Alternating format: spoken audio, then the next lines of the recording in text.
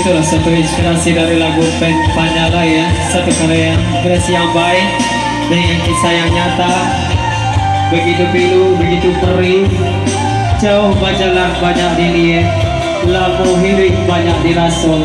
Setiap orang pasti punya kisah, ada kala perih, ada kalanya bahagia.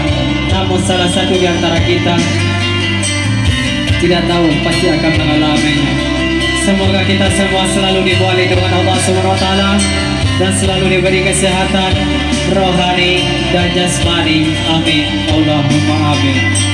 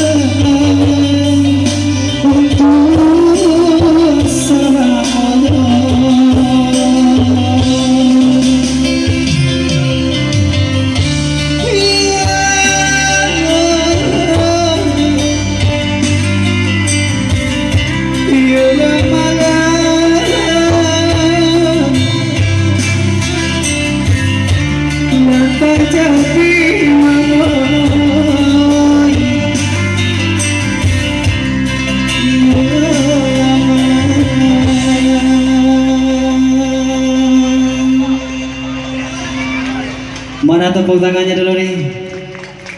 Oke, ready? Mana MC-nya tadi? Atau Ipang?